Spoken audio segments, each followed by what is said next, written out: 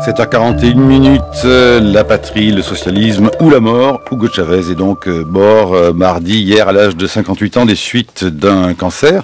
5 mars 2013, le jour anniversaire exactement de la mort de Staline. Pour évoquer Hugo Chavez dans toutes les éditions de France Culture, des invités, des reportages qui se succèdent. Et nos invités aujourd'hui, Jeannette Abel, bonjour. Bonjour. Merci d'avoir tenu promesse. Voilà, si on vous avait appelé il y a quelque temps, si Hugo Chavez vient à décéder, venez-vous nous voir pour nous en parler, la grande spécialiste d'Amérique latine que vous êtes. Et voilà que dans la nuit, je vous ai appelé et vous voici au matin de France Culture. Je ne vais pas rappeler toutes vos casquettes, mais vous êtes une grande spécialiste, donc vous avez travaillé beaucoup à l'Institut des hautes études d'Amérique latine, carrière universitaire bien sûr, et puis vous connaissez aussi par cœur et très bien la question castriste et cubaine. Et à côté de vous, un invité que nous avions prévu d'inviter depuis bien longtemps, avec qui décidément, bonjour Jean-Claude Bichéa, bonjour. Nous enterrons les grands de ce monde. La dernière fois, c'était Steve Jobs. Oui, je tiens à la rubrique nécrologie maintenant. Alors, vous l'avez tenu pour notamment la question du grand capitalisme que représentait Steve Jobs. Diriez-vous aujourd'hui que vous êtes en deuil, Jean-Claude Bichéa?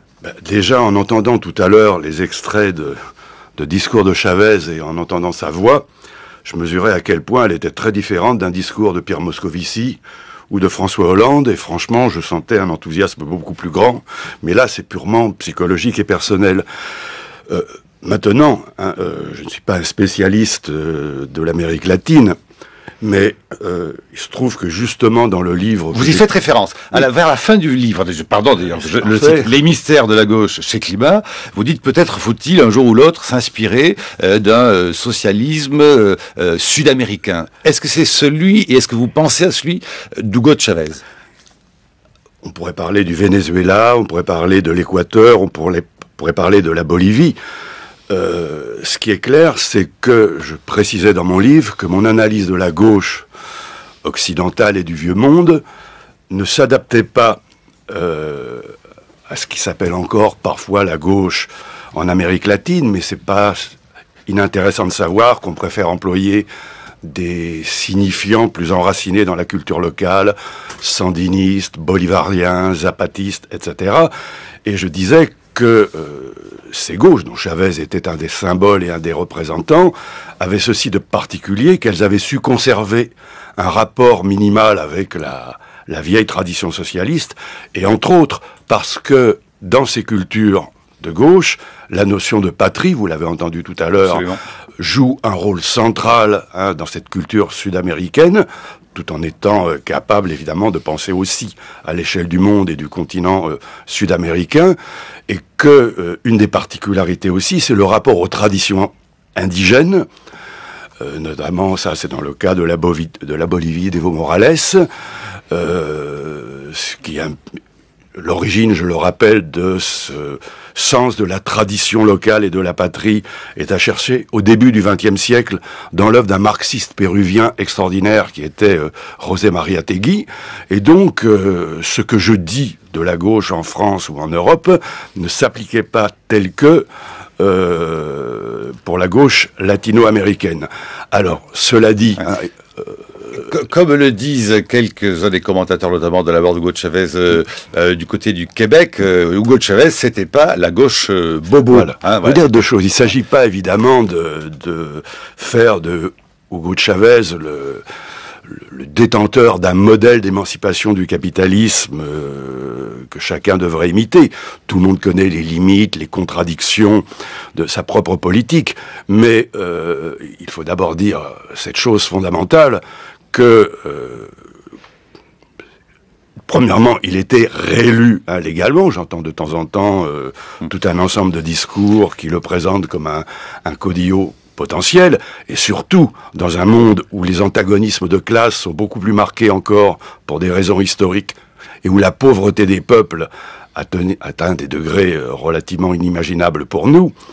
Son premier souci n'a pas été de dire au peuple vénézuélien « J'ai compris votre message, ce qui vous intéresse en premier, c'est la légalisation du cannabis ou l'homoparentalité ». Il aura bien dit, il a fait...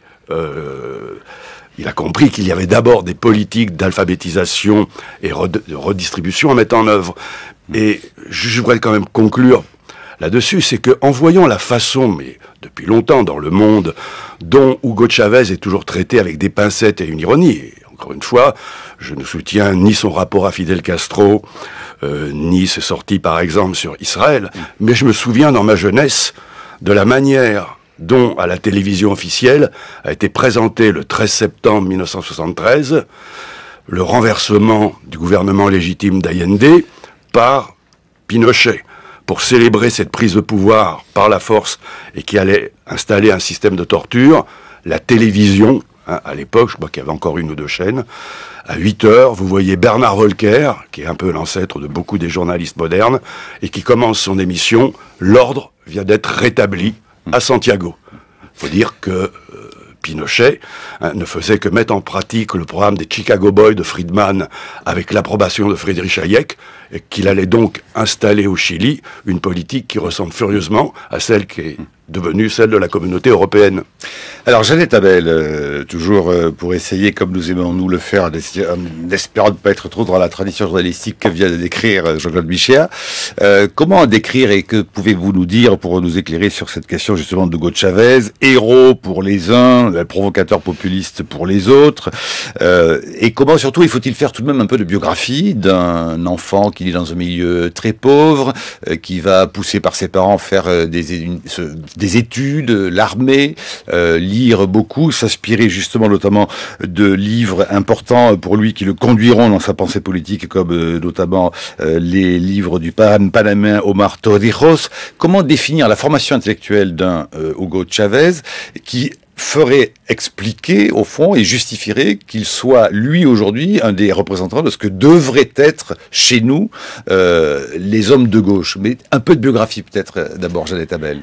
Et comme vous l'avez rappelé, c'est quelqu'un issu d'un milieu pauvre. Vous savez qu'il a été même insulté à plusieurs reprises par l'opposition brésilienne qui le traitait de Sambo, parce que c'est un personnage qui est un mélange de noirs, d'indiens, un peu métissé de toutes les couleurs, je dirais. Et il a sa formation essentielle, il l'a acquise dans l'armée, d'abord. Et c'est un militaire. Alors, c'est un militaire... Attendez, vous allez un peu vite. Il y a quand même l'Église, il vénère la figure de Jésus, qu'il appelle le vrai rebelle, contre l'interprétation des pères qui l'entourent, qui font de Jésus un idiot. Et il sera toujours fidèle. Bon, on est en Amérique du Sud, théologie de la libération. Justement. Il sera toujours fidèle à Jésus, dont il dit que c'est un rebelle. Oui, mais j'allais vous dire... c'est quelqu'un qui s'inscrit dans une tradition latino-américaine, aussi bien dans une tradition qui existe chez les militaires latino-américains que les traditions religieuses de l'Amérique latine. Et ça, on a beaucoup de mal à comprendre cela, vous le disiez, mais on a beaucoup de mal à comprendre cela en Europe. Dans sa formation, il a un projet qui est un projet social.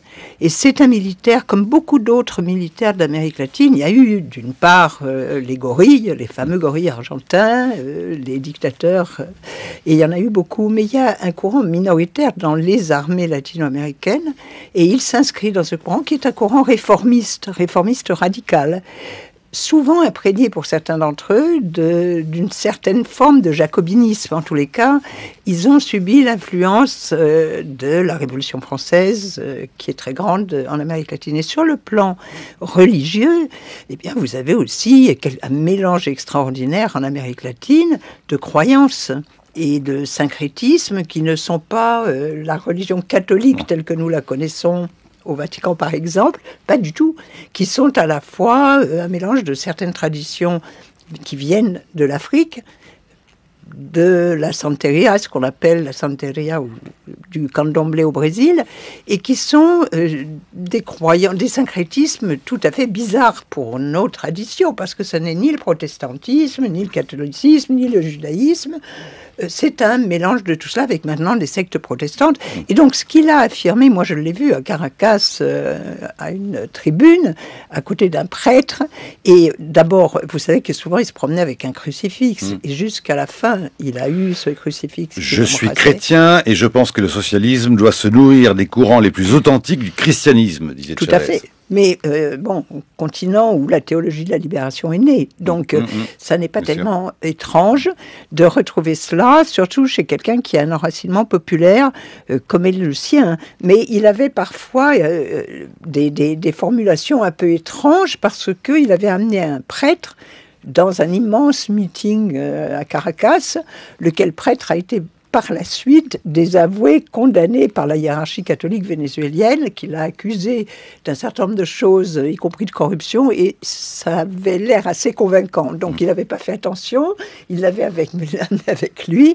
Bon, c'est un impulsif, Chavez. C'est quelqu'un extrêmement chaleureux, mais en même temps qui fonctionne comme ça de manière directe et ça explique d'ailleurs un certain nombre parfois de dérapages, mais c'est une personnalité truculente, on pourrait presque dire rabelaisienne quand on le voyait. Que certains disent, pour l'avoir connu très jeune, au départ, plutôt timide et réservé, mais ça c'était le temps de sa jeunesse et ce qui a bien changé. Oui. Que pouvez-vous nous dire, Jeannette Abel, sur sa formation tout de même intellectuelle, philosophique et politique, avec notamment ses fameuses lectures, le livre sur la révolution nationale péruvienne, et donc ce grand révolutionnaire panaméen, leader qu'il admirait, Omar Torrijos. Bien, c'est exactement ce à quoi je faisais allusion avant. Torrijos, c'est-à-dire cette tradition qui existe dans les armées latino-américaines, de courants, je dirais, de réformistes de gauche, si vous voulez, un peu radicaux, auxquels appartenait Torrijos, qui est mort dans un accident d'avion assez suspect. Chavez disait avoir toujours son petit livre sur lui. Oui, bien sûr. Sa formation, c'est une formation d'autodidacte, hein. C'est pas quelqu'un qui a fait des études, et c'est d'ailleurs ce qui explique aussi les difficultés qu'il a eues avec les nombres d'intellectuels. Moi, mes collègues universitaires n'étaient souvent pas très emballés par les discours et la personnalité de Chavez. C'est un autodidacte qui lit tout seul, ce qui fait que parfois il fait des bourdes. Il avait annoncé par exemple que Noam Chomsky était mort, alors qu'il était encore vivant, parce que tout d'un coup il avait découvert les écrits de Noam Chomsky, et cette formation il l'acquiert dans cette espèce de loggia qu'il y a dans l'armée, et qui se nourrit des écrits, des combattants de l'indépendance latino-américaine. Mais qui sont directement l'inspiration marxiste ou non. Non, écoutez, alors Mariátegui, oui, mais Mariátegui a toujours dit nous ne devons pas faire une copie en Amérique latine du marxisme tel qu'il a été appliqué en Europe. Bon, mais à part Mariátegui... C'est une sorte de dissidence, Michel? Oui, d'une certaine façon, enfin dissidence. Par rapport à un marxisme, je dirais, orthodoxe? Ah oui, c'est un marxisme... je dirais presque populiste, mais au bon sens du terme. Indianiste, je dirais. Hein, oui, indianiste. Mais au sens où, par exemple... Oui, indianiste, là, c'est ce que je disais tout à l'heure, la relation à la notion de tradition qui a totalement disparu dans ce qui serait les équivalents dans la gauche française. Et puis, quand je rappelle le mot populisme, et je me souviens très bien que les Temps modernes, en 1971-72, publiaient énormément de textes du Chili d'Allende, notamment du Mir de Henriquez, dans lequel le mot populisme était pris avec ce mélange chrétien, socialisant, d'une façon entièrement positive. Hein. Et effectivement, c'est pas un marxisme à l'Althusser je veux juste Jeannette Abel, parce que vous savez qu'il y a aujourd'hui un sociologue argentin connu qui s'appelle Ernesto Laclau, qui a écrit un livre sur le populisme, et j'en profite pour dire qu'il donne une interprétation, lui, particulière et plutôt positive du populisme. Mais à la fin, c'est vrai que c'est un concept, on ne sait plus très bien comment l'utiliser. Donc moi, je ne l'aime pas beaucoup parce qu'il a quand même une connotation démagogique, et ça, je ne crois pas que ça s'applique à Hugo Chavez. Je ne crois pas du tout. C'était la personne est devenue péjorative depuis 30 ans. Mais elle n'était pas au départ. L'histoire cubaine, le modèle cubain est-il important pour comprendre Hugo Chavez? Le modèle cubain, pas tellement, mais Fidel Castro, oui. Et c'est pas tout à fait la même chose. Alors, la première raison, je crois qu'on oublie, en 2002, il y a une tentative de coup d'État. Contre Hugo Chavez. Il y a eu deux reprises qui n'ont pas duré très longtemps d'ailleurs et qui n'ont pas réussi. Voilà, et qui coup d'État qui a été appuyé, il faut le rappeler quand même, par Fede Cámara, c'est-à-dire l'équivalent de notre MEDEF français, également par le dirigeant des syndicats vénézuéliens qui, de manière conjointe, ont appuyé ce coup d'État. Et lors de ce coup d'État, alors qu'il est emprisonné, qu'il est peut-être même vraiment en danger de mort, Fidel Castro ça semble bien confirmé, a une idée, c'est un grand stratège, au moins sur ce plan-là, il a une idée formidable, il appelle la fille de Chavez et il appelle des militaires vénézuéliens qu'il connaît et il leur dit « Descendez dans la rue » et appelez la population à venir sauver Hugo Chavez et à se mobiliser. Et c'est ça qui va se passer. Et il est à peu près établi que, effectivement, l'initiative vient de Fidel Castro. Donc, il lui voue une immense reconnaissance. Et que sous la pression populaire, le putsch échoue. Absolument. Et tout le monde rend les armes et à nouveau... et il est libéré. Et je crois que ça joue un rôle fondamental parce que sinon, on fait un contresens. Chavez, c'est un homme du 21e siècle. Pas Fidel Castro. Fidel Castro, c'est un homme de la guerre froide. C'est un homme du 20e siècle. Ça n'est pas la même formation, c'est pas la même tradition. Et il n'a jamais appliqué le, entre guillemets, modèle cubain au Venezuela. En 98, Hugo Chavez parle, il est en campagne électorale pour les élections de 99, il parle de Fidel Castro, un court extrait. ¿Cuba es una dictadura o no es una dictadura? Sí, es una dictadura. Sí, es una dictadura. Sí, pero no puedo yo condenar a Cuba. ¿Sabe? Hay un principio de derecho internacional que es la autodeterminación de los pueblos. Los pueblos deben darse sus gobiernos o deben hacer sus propias historias. Yo no puedo desde Caracas, sentado aquí, empezar a juzgar a los gobiernos y a los pueblos del mundo. Voilà, Hugo Chavez, vous l'avez, quand vous nous traduisez très vite, il dit oui, Cuba est une dictature, mais je ne peux pas condamner un régime. Oui, et il botte en touche. Et il botte en touche. Bien sûr. Et il ne peut pas faire autrement, parce que ce qui se passe au Venezuela, avec 14 élections, dont 13 dont il est sorti vainqueur. Moi, j'ai été observatrice aux élections vénézuéliennes, aux élections présidentielles. Il y avait la fondation de Jimmy Carter présente, l'Organisation des États américains, les Européens qui étaient présents aussi. Personne n'a jamais décelé la moindre fraude. Et je rappelle qu'il a encore été réélu au mois d'octobre, avec 10 points d'écart sur le candidat de l'opposition. Donc régime autoritaire, mais pas dictature, le Venezuela. Voilà. Ah non, pas du tout. Non, ça, bien sûr que non, on peut non, pas. Mais comme Jean-Claude Michel, je suis vraiment heureux qu'on le rappelle. Il y a plusieurs partis au Venezuela, ils ont des journaux, ils parlent à la télévision, ils ont des candidats. Il y a une télé d'opposition épouvantable contre lui. Oui, c'est une opposition qui est costaud quand même, parce que 38 à 40% des voix, pratiquement, qui n'ont jamais bougé. Bon. C'est une proportion qui n'a jamais bougé. Pour terminer cette première partie en deux petits mots, ils nous auront beaucoup plus de temps en deuxième partie à 8h15.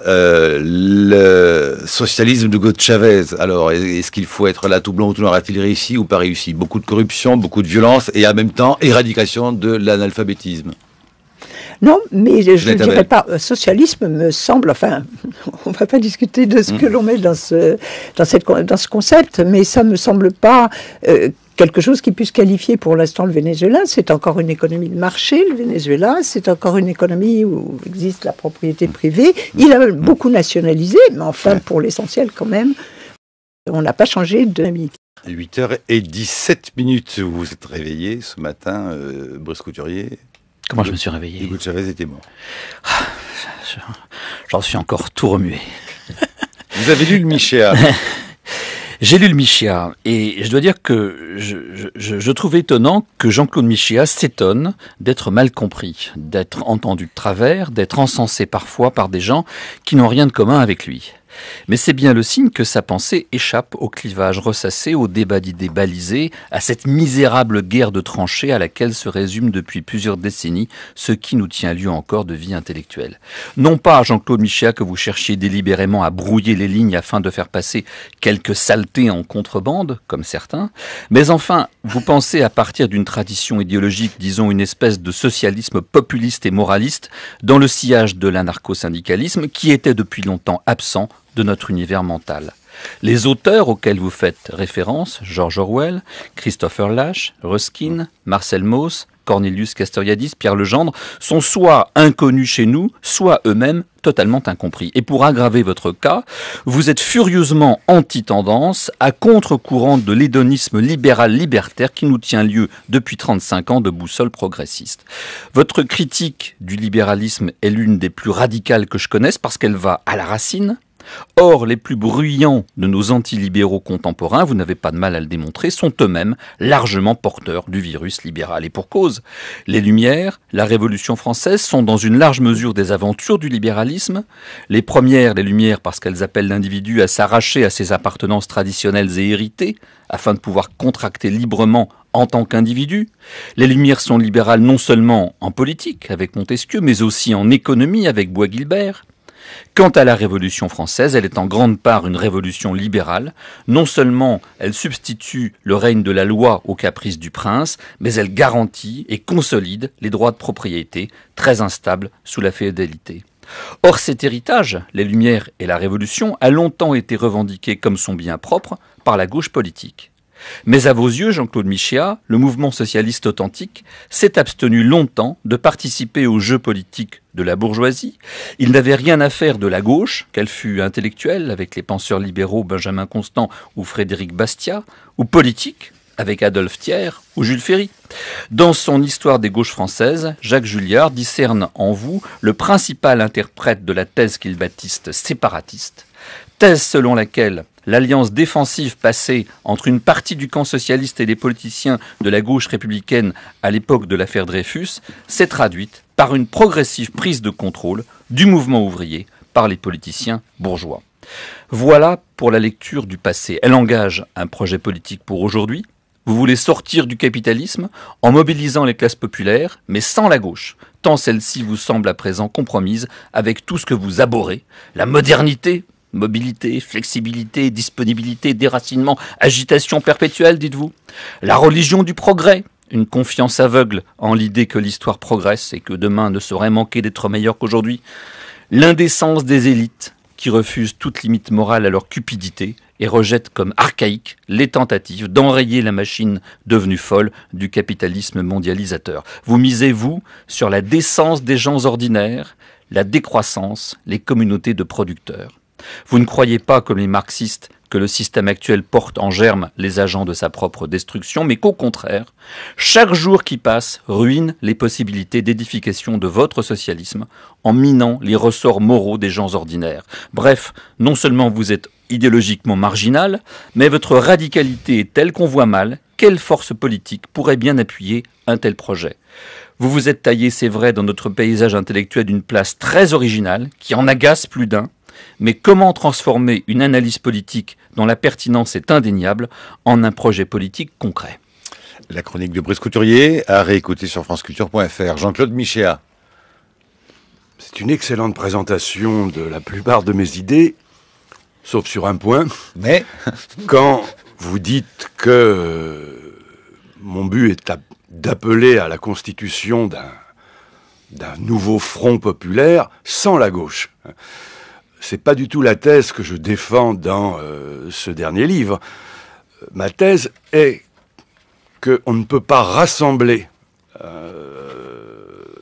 les classes populaires qui, de nos jours, ont désormais un intérêt objectif à mettre fin à ce mouvement, à cette dynamique qui est celle du capitalisme, c'est-à-dire ce rassemblement de gens qui ne représentent sans doute pas 99% de la population, comme le pense le mouvement Occupy Wall Street, mais facilement 85 à 90, c'est un peu plus compliqué. Je dis simplement que si on essaye de placer ce front, c'est un peu la stratégie du front de gauche, sous le signifiant exclusif et majeur de la gauche et de sa philosophie des Lumières, jamais on ne pourra s'assurer la rencontre entre ces forces, ces classes populaires qui votent à droite, s'abstiennent, votent blanc. On ne pourra pas aller désormais tenir un langage qui leur parle sous ce drapeau et sous ce signifiant. Mais il ne s'agit Et pourtant, pardon, excusez-moi, mais par rapport à l'actualité, et pourtant, regardez, le Front de gauche et Jean-Luc Mélenchon a fait des déclarations, notamment sur la mort d'Hugo Chavez, disant, entre autres, que justement le socialisme qu'incarne Hugo Chavez est le socialisme de la dignité. Et Hugo Chavez lui-même disait, au fond, que son socialisme serait de redonner de la dignité au peuple, parce que le capitalisme, au fond, avait exproprié le peuple. C'est un discours, là, de gauche, qui s'incarne dans une figure de gauche qui vient de disparaître, et qui pourrait sembler correspondre à ce que vous réclamez. Quand au fond Hugo Chavez dit « je veux redonner la dignité au peuple », il parle de la common decency de George Orwell.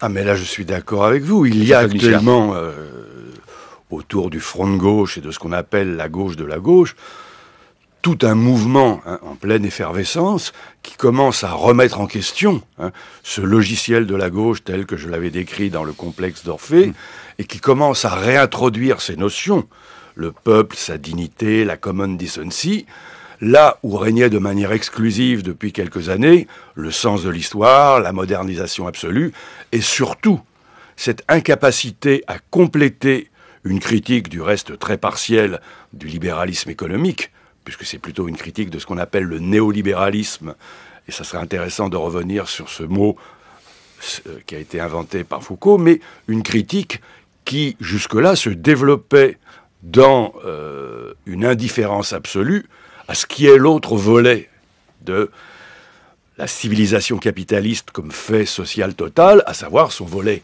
culturel et juridique.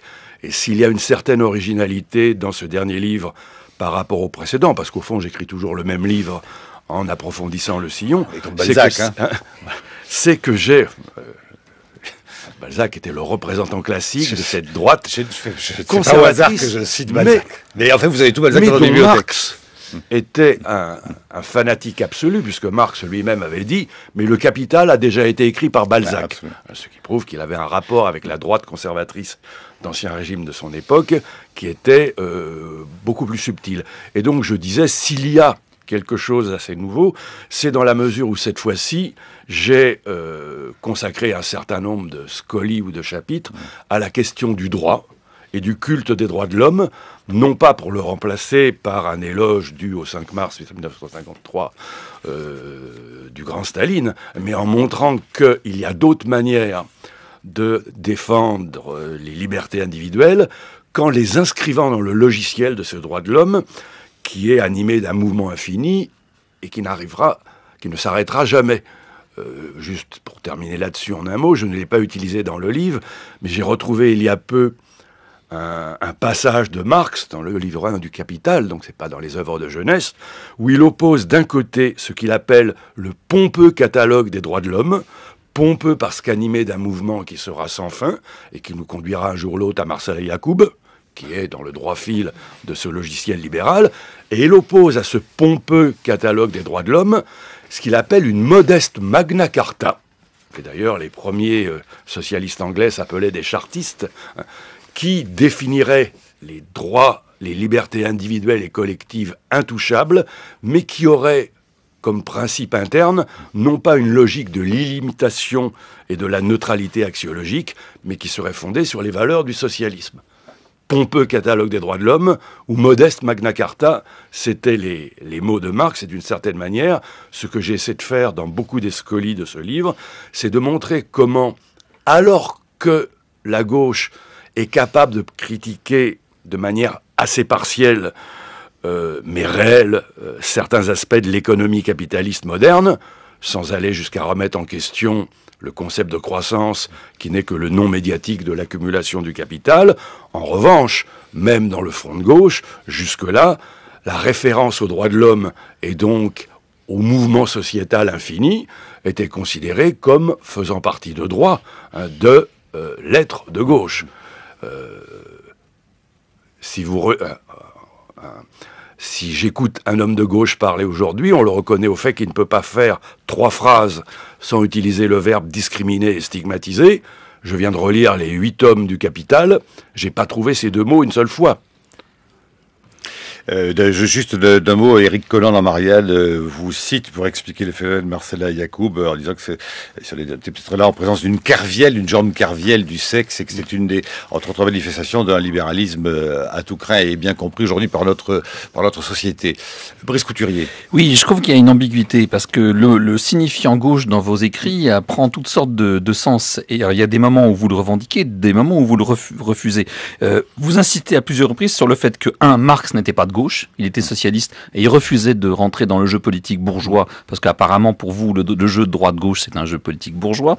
Première objection. Vous écrivez le socialisme n'était à l'origine ni de droite ni de gauche. Je tombe sur un passage là tout de suite. Le PCF a pour sa part longtemps refusé de se définir comme un parti de gauche, d'où le slogan classe contre classe.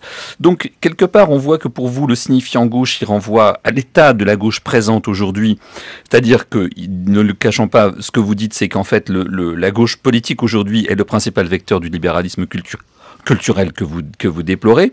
Et il y a une autre gauche qui serait la vraie bonne gauche, celle d'avant quoi? D'avant l'affaire Dreyfus, celle de l'anarcho-syndicalisme, celle du mouvement ouvrier, tant qu'il n'est pas encore compromis avec le jeu politique parlementaire traditionnel, qui celle-là à votre faveur. Alors, où est vraiment votre gauche à vous? Et c'est cette ambiguïté sur le mot gauche qui fait qu'aujourd'hui, j'y ai fait référence, il y a des tas de gens d'extrême droite qui vous revendiquent. Bon, ils ont revendiqué Régis Debray et quelques autres, c'est pas bien grave. Dès qu'ils trouvent quelqu'un à gauche qui est un petit peu différent, ils essayent de se l'approprier. Mais enfin, ça brouille un peu les cartes et ça vous fait des ennemis à gauche. Souvenez-vous de l'article du Monde des Livres il y a quelques semaines qui ne vous était guère favorable et qui vous classait pas très loin de l'extrême droite. Jean-Claude Bichéa. Ah, si l'article de Luc Boltanski, effectivement, c'était à la sortie du complexe d'Orphée, mais ça c'est autre chose. Il y avait 3 citations de moi, dont 2 tronquées pour leur faire dire le contraire, et une 3e inventée. Donc je n'accorde pas beaucoup d'importance à ce que Boltanski avait écrit là-dessus. Non, quelle est ma gauche? Je crois avoir écrit que je n'ai aucune gauche à partir du moment où je me réclame plutôt du projet de socialiste tel qu'il naît au début du 19e siècle, dans cette période extraordinaire que Paul Bénichou a décrit dans Le Temps des Prophètes, cette époque où les premiers noms qui vont amener la critique du libéralisme seront Sismondi, Pierre Leroux, qui est important, Victor Considérant, etc. Et je rappelle simplement que s'il faut faire... C'est le 19e siècle, ça. Oui, comment vous pouvez fonder un projet sur un retour à des origines du socialisme utopique? Alors que Hugo Chavez, regardez vers le 21e siècle, Jean-Claude Bichéa. S'il faut faire à nouveau un bref résumé accéléré de l'histoire, au 19e siècle, gauche et droite, l'opposition apparaît d'abord sur la scène parlementaire. C'est celle qui, au fond, oppose dans les premiers chapitres du Rouge et le Noir, Monsieur de Rênal et Monsieur de Valenod. Le candidat, Monsieur de Rênal, qui est le légitimiste, maire de Vernières, pendant que Valenod regroupe ce que Stendhal appelle les libéraux enrichis. Et c'est une opposition qui serait donc non pas du tout interne à la bourgeoisie, mais au contraire, la droite, Zola le dit, c'est les royalistes purs, ce sont ceux qui, d'une manière ou d'une autre, sont des nostalgiques du pouvoir de l'Église et de l'Ancien Régime, et la gauche, c'est le parti du progrès, de la raison, de la science. La gauche, c'est le parti de demain, disait Zola. Le parti de demain... mais pour vous, c'est le parti de la bourgeoisie, si je vous suis bien. Ça regroupe... À l'époque, mais dans les textes de Marx, quand il emploie le mot gauche, c'est-à-dire quasiment jamais, c'est ce qu'on appelle alors la classe moyenne, qui peut aller depuis cette grande bourgeoisie industrielle dont Adolphe Thiers, dont je rappelle, ça c'est un passage auquel je tiens, qu'il était un homme du centre-gauche, que lorsqu'il lance les Versaillais à l'assaut de la Commune, son premier soin est de prévenir aussitôt toutes les municipalités de gauche de France, les grandes municipalités, mais n'ayez pas peur, elles craignaient une restauration de la monarchie en écrasant ces fous qui se révoltent à Paris. Je n'entends absolument pas menacer la gauche. Et en 73, Thiers est renversé par un parlement par une Assemblée nationale de droite qui le vire précisément parce qu'il est un homme de gauche. Oui, le dernier grand texte de Zola... écrit à la mort en 77 de Thiers, consiste à dire que la grandeur de Zola, c'est que son tempérament, il n'aurait pas eu cette popularité. 1 million de manifestants le jour de sa mort, derrière Hugo et Gambetta à Paris, avec toute la gauche réunie. Et Zola dit, si Thiers avait suivi la droite, il ne serait pas l'homme qu'il était devenu, mais poussé par l'instinct de la foule, tout le portait vers la gauche. C'est-à-dire que la vision que nous avons de Thiers ne va changer qu'à partir de, disons, de l'affaire Dreyfus. Donc au départ, la gauche, cette bourgeoisie, c'est aussi bien cette grande bourgeoisie de Thiers que la petite bourgeoisie, l'atelier, la boutique, radicale, le Dru-Rollin, etc. Donc elle est travaillée par des contradictions, et il est certain que les républicains ont déjà quelque chose de commun avec les vous aimez socialistes. pas cette gauche-là parce que c'est une gauche bourgeoise, vous aimez pas l'extrême gauche parce qu'elle est marxiste et que pour vous, Marx a tort à peu près sur tout. Et qu'est-ce qui vous reste alors? Effectivement, c'est ce socialisme utopique de 1848. Quand vous dites que Marx a tort à peu près sur tout, je crois que de tous mes livres, c'est celui qui est le plus marqué par la lecture du Capital et qui contient une grande réhabilitation des idées de Marx. Mais si cette gauche se définit comme elle se définit au XIXe siècle, comme le parti du mouvement, comme dira Bernstein, pourtant social-démocrate, mais il donne la formule de gauche par excellence, le but final n'est rien, le mouvement est tout. Le logiciel de la gauche, c'est que tout pas en avant est toujours un pas dans la bonne direction. En sorte qu'aujourd'hui, maintenant que le compromis historique qui unissait la gauche et le mouvement ouvrier socialiste, après l'affaire Dreyfus, compromis que les anarcho-syndicalistes avaient refusé de signer, et Blanqui, quand vous enlevez ce compromis et que la gauche devient enfin la gauche de gauche, la vraie gauche, son logiciel, c'est d'accompagner toutes les contradictions et les mouvements qui travaillent la société capitaliste, que ce soit sur le plan économique, culturel. C'est l'idéologie de la modernisation. Oui, c'est cette gauche vous dites au fond, devenue exclusive que je mets en question. Vous dites qu'au fond, elle ne se différencie pas tellement non plus d'une droite libérale, que la gauche d'aujourd'hui, finalement, sous couvert de donner des droits, le mariage homosexuel et qui sait peut-être un jour la légalisation du cannabis, ne sont que des artifices, au fond, pour accompagner un mouvement capitaliste qui n'en finit pas. Et vous faites cette petite allusion, je crois que c'est dans une scolie, une petite...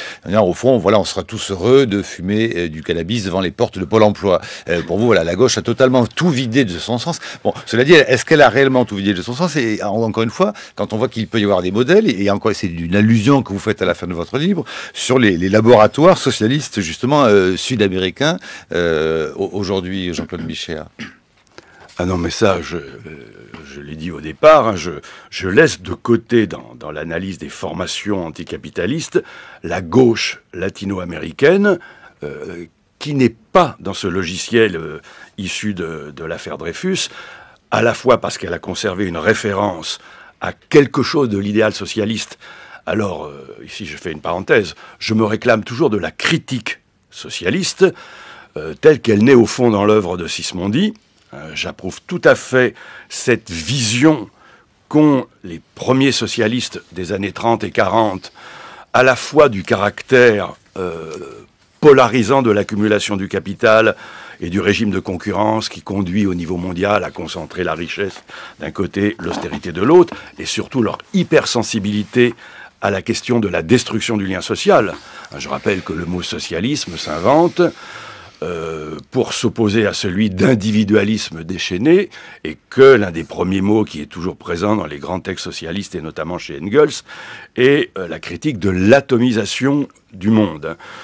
Mais pour autant, si tous les socialistes des années 40 sont d'accord sur les fondements de la critique du capitalisme, et entre nous, si on lisait Sismondi, c'est principe d'économie de 1819, et qu'on voit la description qu'il fait, il avait commencé par être un disciple d'Adam Smith, ami du groupe Coppet, de Benjamin Constant, de Madame de Staël, et qui, devant la réalité, va conduire une analyse du système concurrentiel, dont il finira par dire que ses contradictions intérieures l'obligent à se mondialiser, avec un terme qui sera plus tard repris par Rosa Luxembourg, que le problème d'un système de cet ordre finira le jour où tout le monde sera intégralement capitaliste, où il n'y aura plus de dehors. En revanche, lorsqu'il s'agit de dire par quoi on remplace ça, parler comme un MS-68, oui, mais alors, qu'est-ce que tu proposes à la place, camarade? Là, c'est très grave. Et là, il y a un livre extraordinaire qui est paru de Samuel Joshua, qui est, je crois, quelqu'un qui a été à la Ligue communiste au départ, et qui ose franchir un tabou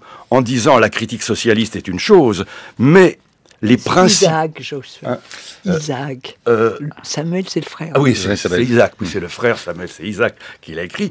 Un livre où il prend à bras-le-corps le problème, qui est d'ailleurs très iconoclaste, parce qu'il dit que finalement, les principes positifs du socialisme remontent à Thomas More et 1516, et c'est là où il y a une filiation possible avec le totalitarisme. Pas tant dans la critique que dans la partie positive, bien que le livre d'Isaac laisse de côté certaines traditions anarchistes qui ne seraient pas rentrées dans ce schéma. Est-ce qu'on pourrait avoir votre sentiment, Jeannette Abel, sur ce que Jean-Claude Michel est en train de dire, pour tout de même me rappeler, pour ceux qui ne le sauraient pas, votre parcours, le long compagnonnage, notamment communiste, à l'Union des étudiants communistes de 58 à 1960. Vous avez participé à la création de la geste communiste révolutionnaire en 1966 et fait partie du bureau politique de la Ligue communiste révolutionnaire sous le pseudonyme que l'on connaît aujourd'hui et sous lequel je vous appelle donc Jeannette Abel. Oui, c'était pas tout à fait celui-là le pseudonyme, c'était un pseudonyme stendhalien, parce que nous avions des pseudos à l'époque, et donc je m'appelais Clélia, pour tout vous dire. Ah oui, d'accord, pardon, d'accord.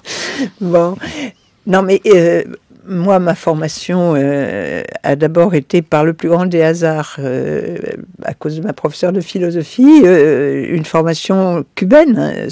J'ai été dans les années 60, pas au tout début, à Cuba, et d'où mon tropisme latino-américain. Et c'est là que j'écoute Jean-Claude Michéa, mais avec des lunettes très différentes, parce que, non seulement à cause de l'expérience que j'ai vécue, mais parce que je pense qu'on est sur deux voies très divergentes. Hein, parce que la tradition latino-américaine, que vous semblez comprendre, mais c'est une tradition qui s'est faite dans les guerres contre la colonisation espagnole, qui a été... Les grands dirigeants de cette indépendance sont des chefs militaires autoritaires, sont des caudillos qui se sont inscrits directement dans la tradition de la Révolution française de 1789. Hein. Et d'ailleurs, eux, les droits de l'homme n'étaient pas tellement leur problème, du moins dans la période jusqu'au 19e siècle, et même aujourd'hui, dans les clivages que nous avons, alors ça pourrait rejoindre un peu votre réflexion, dans les clivages que nous avons, il y a le fait qu'eux interprètent les droits de l'homme comme essentiellement des droits sociaux, le droit de manger, de se nourrir, de se... Ils ne rejettent pas, eux, l'héritage des Lumières. Ils n'en font pas la cause de tous leurs maux. Non, bien sûr que non. Je dirais même plutôt l'inverse, en tous les cas, jusqu'à Chavez y compris. Hein. Donc c'est une tradition qui est... une tradition de gens qui ont été colonisés aussi, donc pour lesquels un pouvoir central, l'État, est un instrument indispensable pour sortir de l'oppression et surtout pour lutter contre les oppresseurs. Donc je pense que là-dessus, sur ce terrain-là, vous seriez assez décalé par rapport à ces processus en cours en Amérique latine, qui sont des processus par ailleurs très, très complexes. Alors, vous seriez plus proche peut-être de ces mouvements, des mobilisations indianistes, j'imagine, en Équateur, en Bolivie, qui revendiquent leur identité, ces peuples originaires, puisqu'ils se définissent comme tels, et qui s'opposent justement à des pouvoirs centraux et aux projets de ces pouvoirs centraux, et qui revendiquent leur territoire, et y compris la Pachamama, la tradition contre la présence étrangère, contre le pouvoir central, etc. Donc, je ne sais pas si ça vous interroge un peu. Si, mais ça va me permettre justement de recentrer sur ce qui est peut-être la nouveauté du livre, nouveauté très relative, c'est de rappeler la critique socialiste, en dehors de tous les modèles phalanstères et tout qui proposeraient après, qui répondront à la question qu'est-ce que tu proposes, camarade? Mais la critique était celle du libéralisme en tant que celui-ci proposait une sortie de l'ancien régime et de la monarchie absolue, fondée sur l'idée que dès lors que le pouvoir qui maintient la société est fondé sur des valeurs théoriquement partagées et communes, et c'était essentiellement les valeurs de la religion, on avait là une source d'oppression et qu'il fallait alors trouver le moyen pour les individus, de vivre comme il l'entend. Je lisais un de ces magazines comme Les Inrecuptibles qui traduisait cet idéal libéral en disant « Chacun a le droit de vivre sa life comme il l'entend ».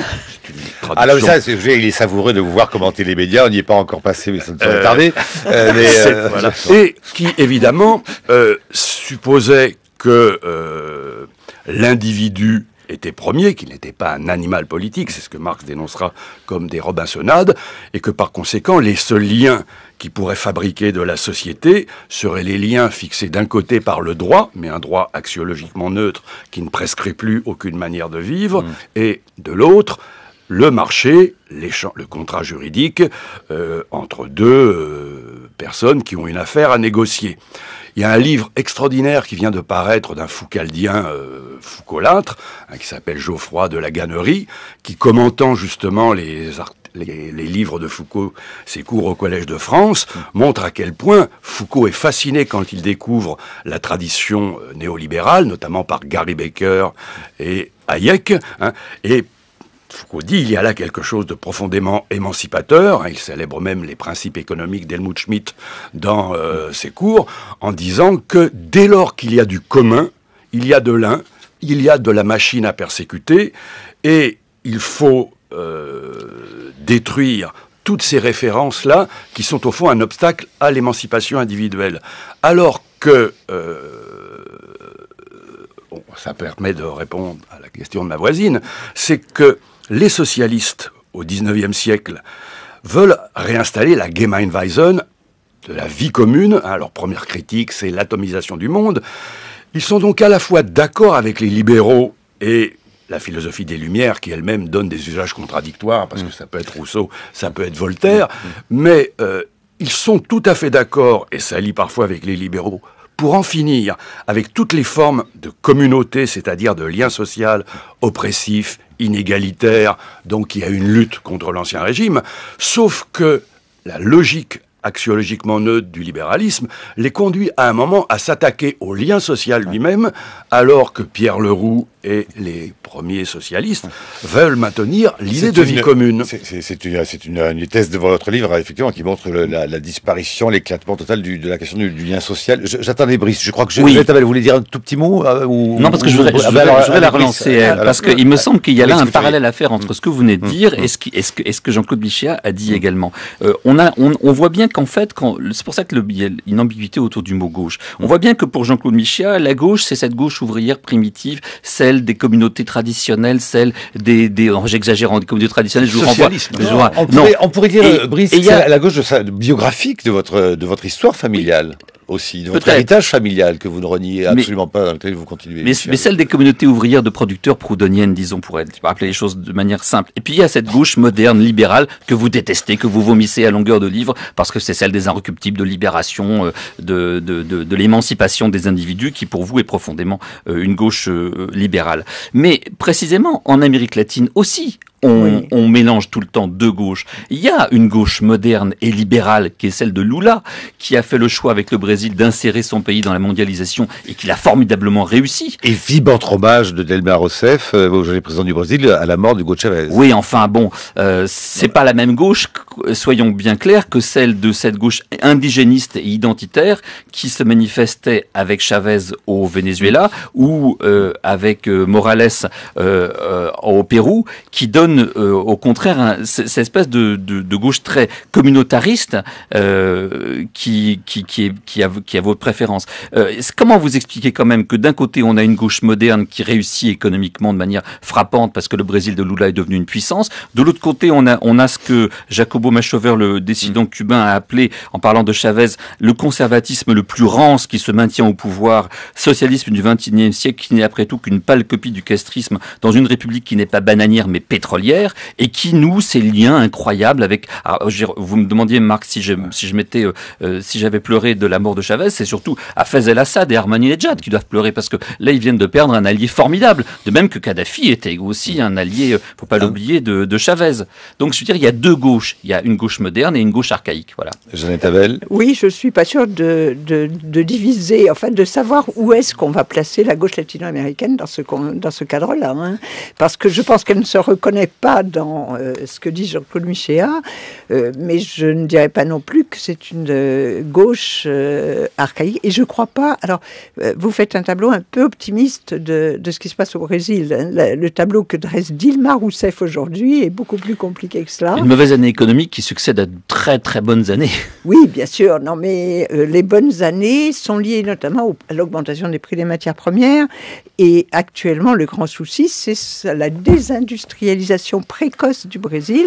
Et Dilma Rousseff est en train de prendre de très nombreuses mesures, d'une part pour limiter la pénétration chinoise, et d'autre part, qui est un des éléments de cette désindustrialisation, pour remettre en marche les investissements. Et à ce propos-là, je voudrais dire, même si je m'écarte un tout petit peu de la question que vous avez posée, je ne sais pas pourquoi tout à l'heure, dans le reportage, on assimilait le fait qu'il y ait eu des nationalisations d'entreprises étrangères au Venezuela à un élément qui aurait affaibli le pays, parce que ça, je conteste tout à fait cette affirmation. Mais voilà, pour rebondir sur ce que vous dites, où est la contradiction dans un pays qui a été un pays dominé, colonisé pendant 5 siècles, qui s'émancipe ensuite au 19e et au 20e siècle.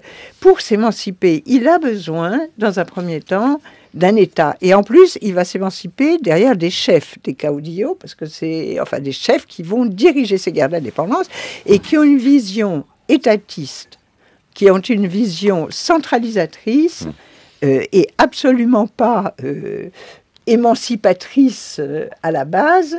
Et qui sont même, il suffit de voir ce que fait Evo Morales également. En Bolivie, je me suis gouré en disant. J'ai dit Pérou, c'était en Bolivie. Oui. Vous avez été gentil de ne pas me reprendre. Non, mais qui donc, actuellement, utilise des instruments. Alors, Chavez l'a fait au maximum, mais c'est très compliqué. Je suppose que vous connaissez John Holloway. Oui. Bon, et que vous partagez... Sans prendre le pouvoir. Voilà. Vous partagez certaines des positions qu'il défend, non Qui serait, donnez-nous-en une, parce que tout le monde n'est pas familier forcément de M. Holloway. C'est quelqu'un qui défend une position on n'a pas besoin de prendre le pouvoir pour l'émancipation des hommes. Donc l'État est un instrument de domination, effectivement, mais on peut procéder, et c'est aussi ce qui est défendu en partie par Tony Negri.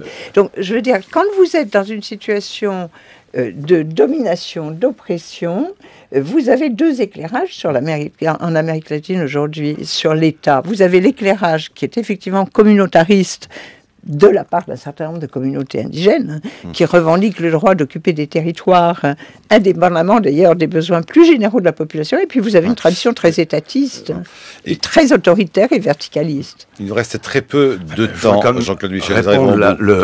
J'entends avec intérêt ce qui m'est dit, mais enfin le débat est un peu déporté par le fait que les mystères de la gauche, c'est un livre de philosophie, c'est l'actualité qui fait qu'on est amené à comparer dans cette émission avec le cas de l'Amérique latine. Le deuxième point sur Holloway, je crois que la dernière phrase de mon texte, c'est de condamner la double erreur sur laquelle on peut transformer la société uniquement par en bas ou uniquement par en haut. Et je dis qu'il faudra au contraire les deux. Et si je ressente sur le plan philosophique, alors dans la présentation que vous avez faite, Brice, c'est... mais de quelle gauche êtes-vous ? Là, ça me laisse toujours un peu aussi surpris, parce que justement, j'essaye de dire que je ne m'inscris plus sous le logiciel de la gauche, parce qu'il devient, quand il est livré à lui-même, le parti de demain pour qui tout mouvement est bon.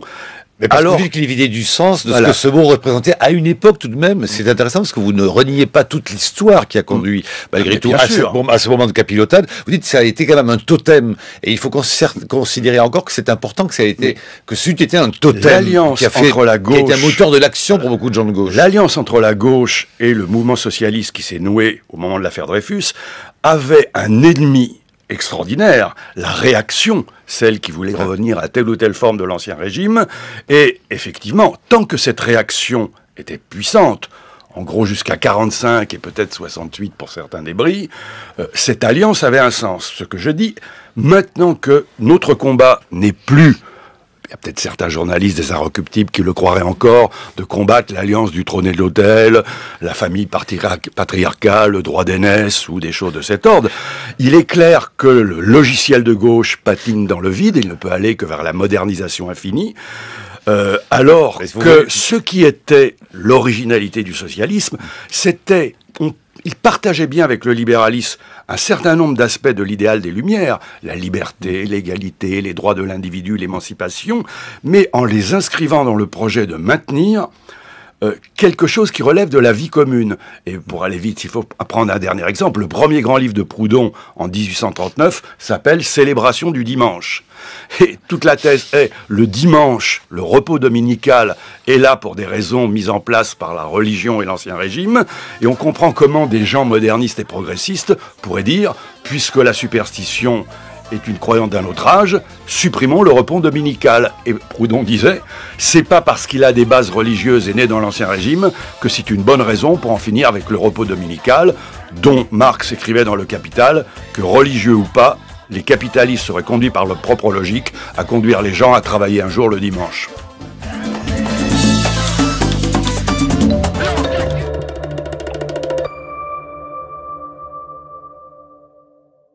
Bune, à côté d'un prêtre, et d'abord, vous savez que souvent il se promenait avec un crucifix, et jusqu'à la fin, il a eu ce crucifix. Je suis chrétien et je pense que le socialisme doit se nourrir des courants les plus authentiques du christianisme, disait Tout Chavez. à fait. Mais bon, continent où la théologie de la libération est née. Donc, ça n'est pas Bien tellement étrange de retrouver cela, surtout chez quelqu'un qui a un enracinement populaire comme est le sien. Mais il avait parfois des formulations un peu étranges parce qu'il avait amené un prêtre dans un immense meeting à Caracas, lequel prêtre a été par la suite désavoué, condamné par la hiérarchie catholique vénézuélienne, qui l'a accusé d'un certain nombre de choses, y compris de corruption, et ça avait l'air assez convaincant. Donc il n'avait pas fait attention, il l'avait avec lui.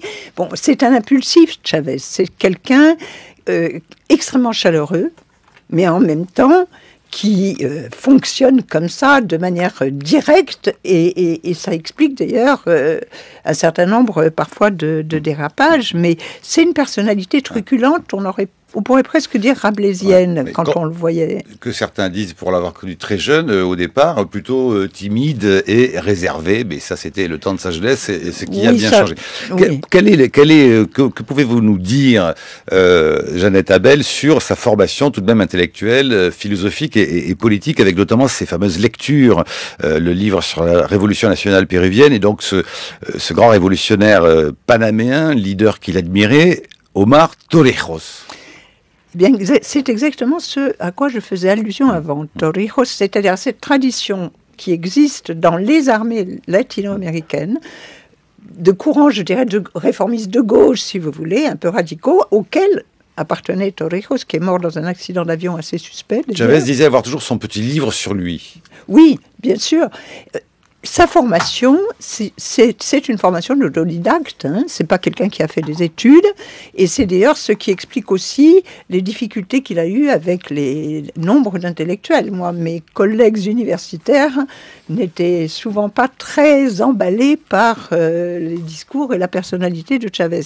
C'est un autodidacte qui lit tout seul, ce qui fait que parfois il fait des bourdes. Il avait annoncé par exemple que Noam Chomsky était mort, alors qu'il était encore vivant, parce que tout d'un coup il avait découvert les écrits de Noam Chomsky, et cette formation il l'acquiert dans cette espèce de loggia qu'il y a dans l'armée, et qui se nourrit des écrits, des combattants de l'indépendance latino-américaine. Mais qui sont directement l'inspiration marxiste Non, non. Écoutez, Mariátegui, oui, mais Mariátegui a toujours dit nous ne devons pas faire une copie en Amérique latine du marxisme tel qu'il a été appliqué en Europe. Bon, mais à part Mariátegui, c'est une sorte de dissidence. Oui, d'une certaine façon, enfin dissidence. Par rapport à un marxisme, je dirais, orthodoxe. Ah oui, c'est un marxisme. Je dirais presque populiste, mais au bon sens du terme.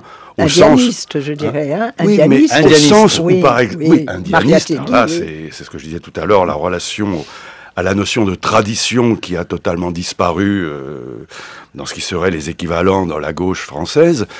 Et puis, quand je rappelle le mot populisme, et je me souviens très bien que les Temps modernes, en 1971-72, publiaient énormément de textes du Chili d'Allende, notamment du Mir de Henriquez, dans lequel le mot populisme était pris avec ce mélange chrétien, socialisant l'autre, d'une façon entièrement positive. Hein. Et effectivement, c'est pas un marxisme à l'Althusser je veux vous juste Jeannette vous Abel. interrompre parce que Jeannette Abel. vous savez qu'il y a aujourd'hui un sociologue argentin connu qui s'appelle Ernesto Laclau, Oui, qui écrit un donne livre et là-dessus. qui a écrit un livre sur le populisme. Et j'en profite pour dire qu'il donne une interprétation, lui, particulière et plutôt positive, du populisme. Mais à la fin, c'est vrai que c'est un concept, on ne sait plus très bien comment l'utiliser. Donc moi, je ne l'aime pas beaucoup parce qu'il a quand même une connotation démagogique. Et ça, je ne crois pas que ça s'applique à Hugo Chavez. Je ne crois pas du tout que c'était la personne La connotation est devenue péjorative depuis 30 ans. Mais elle n'était pas au départ. L'histoire cubaine, le modèle cubain est-il important pour comprendre Hugo Chavez?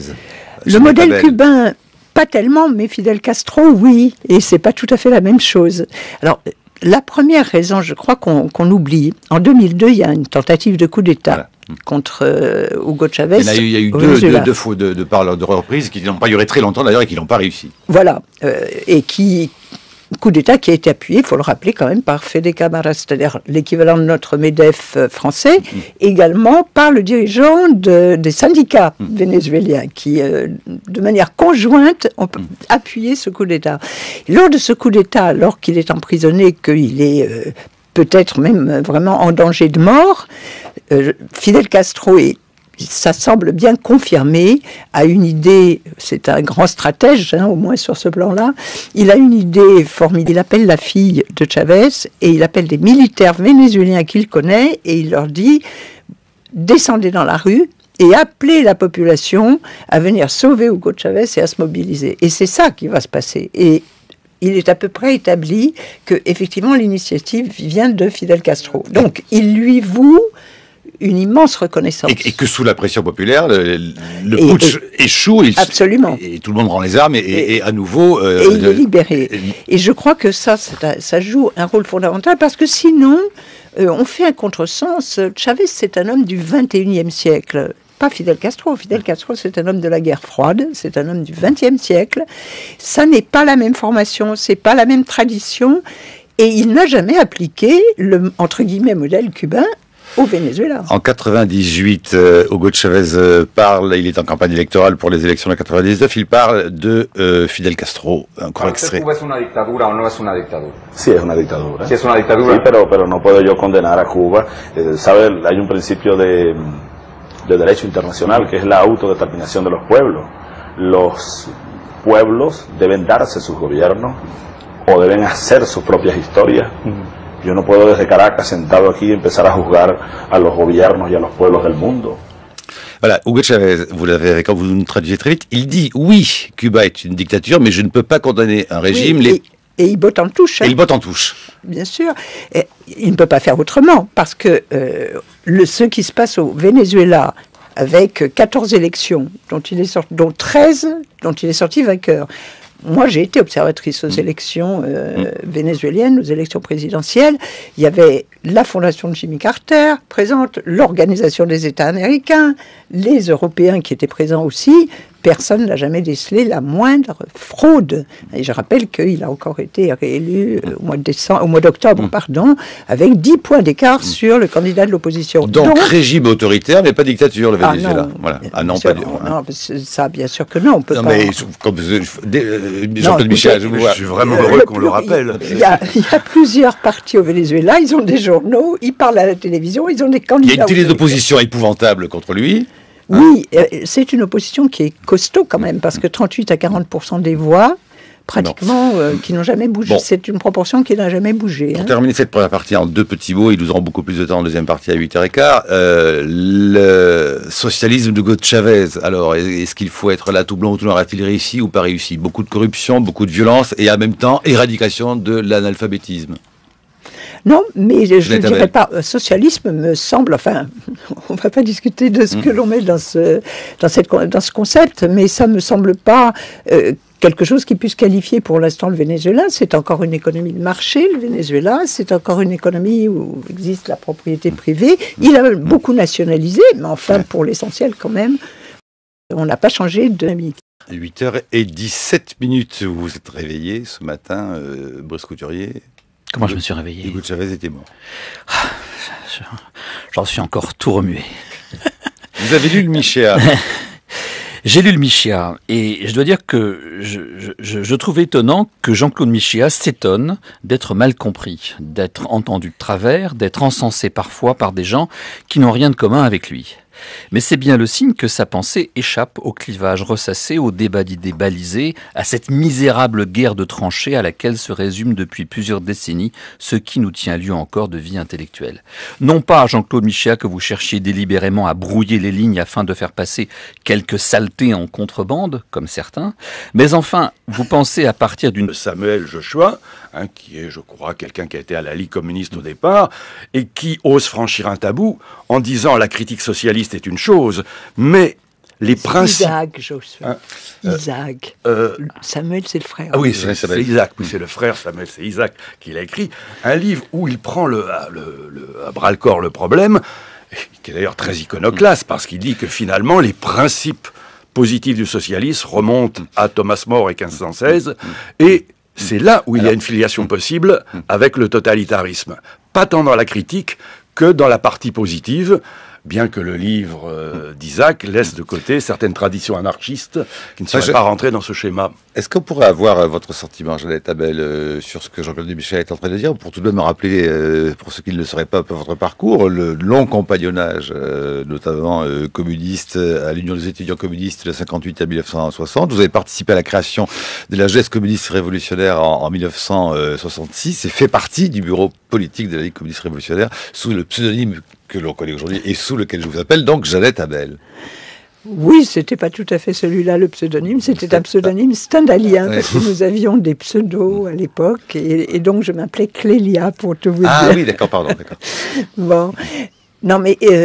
moi, ma formation a d'abord été par le plus grand des hasards, à cause de ma professeure de philosophie, une formation cubaine.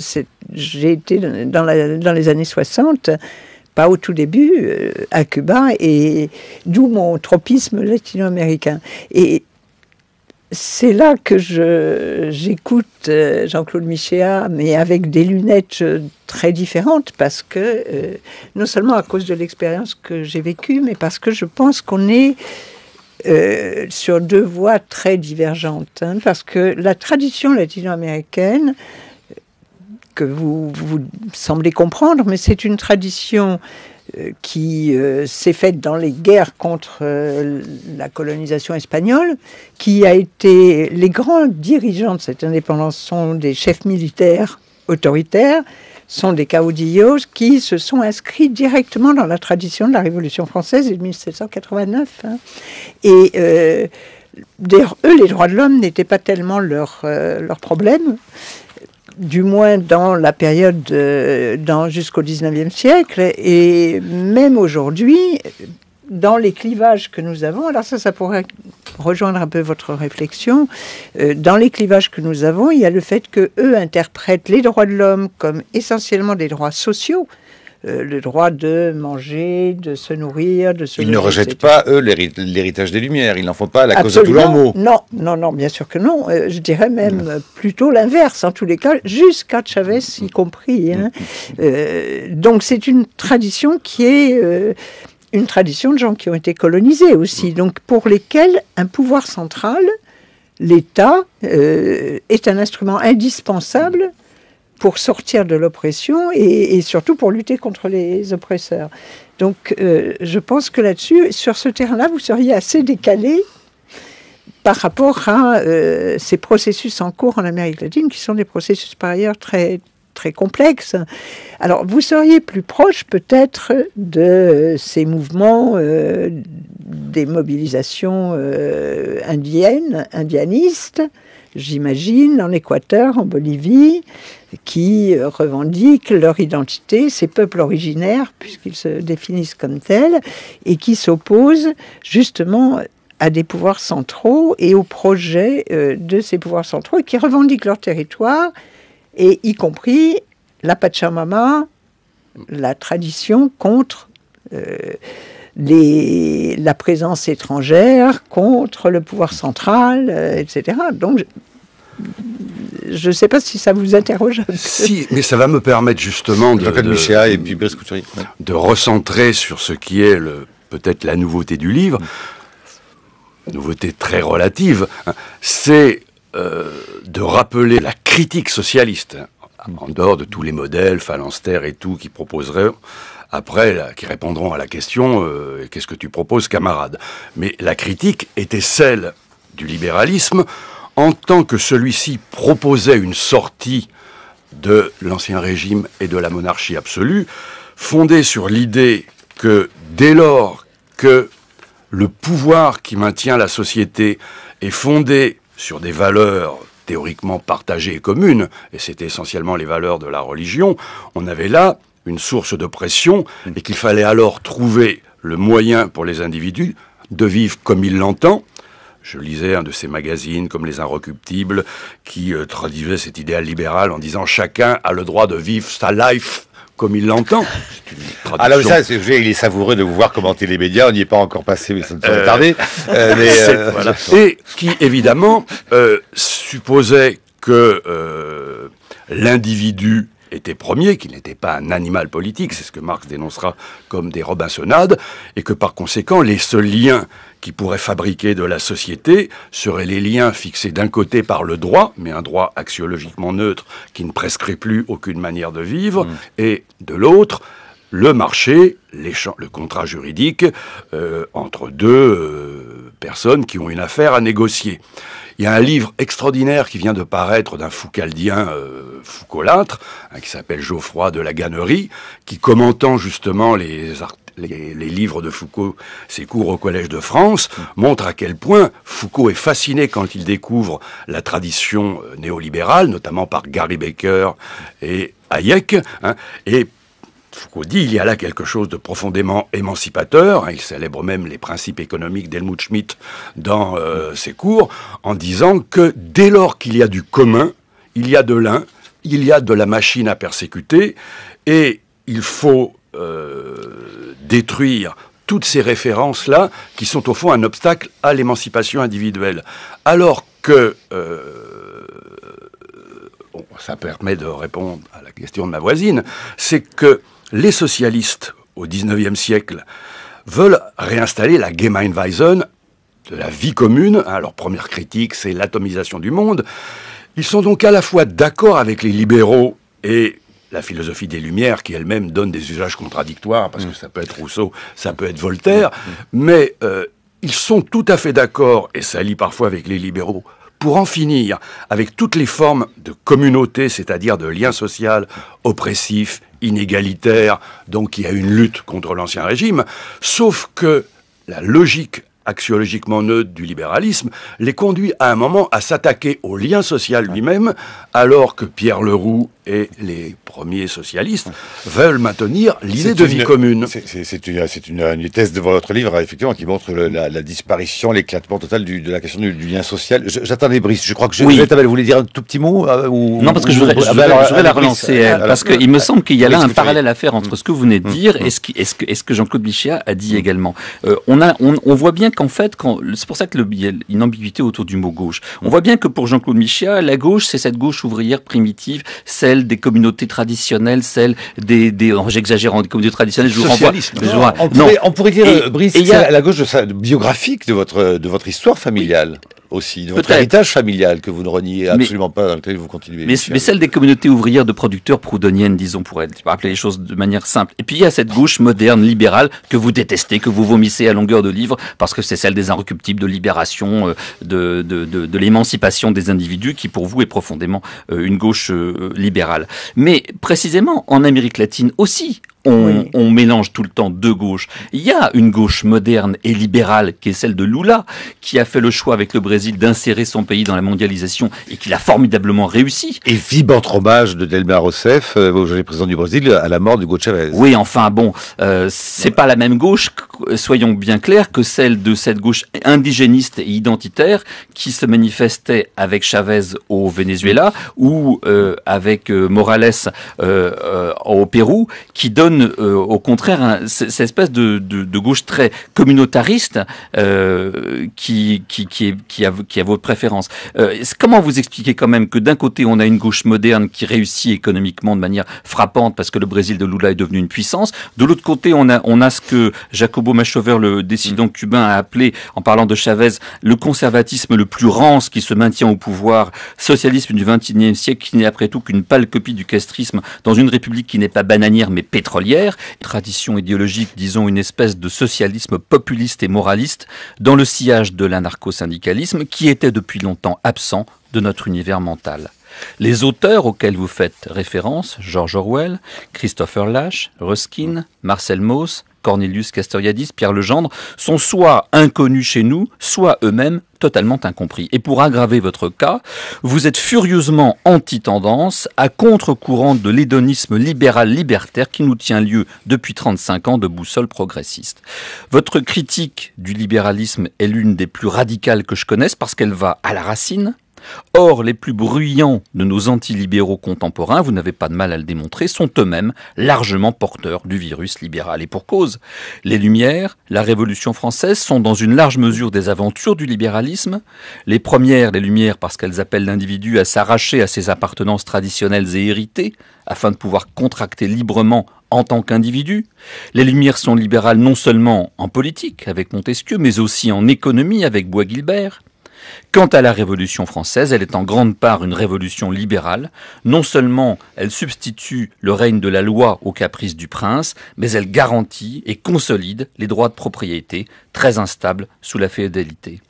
Or cet héritage, les Lumières et la Révolution, a longtemps été revendiqué comme son bien propre par la gauche politique. Mais à vos yeux, Jean-Claude Michéa, le mouvement socialiste authentique s'est abstenu longtemps de participer au jeu politique de la bourgeoisie. Il n'avait rien à faire de la gauche, qu'elle fût intellectuelle, avec les penseurs libéraux Benjamin Constant ou Frédéric Bastiat, ou politique, avec Adolphe Thiers ou Jules Ferry.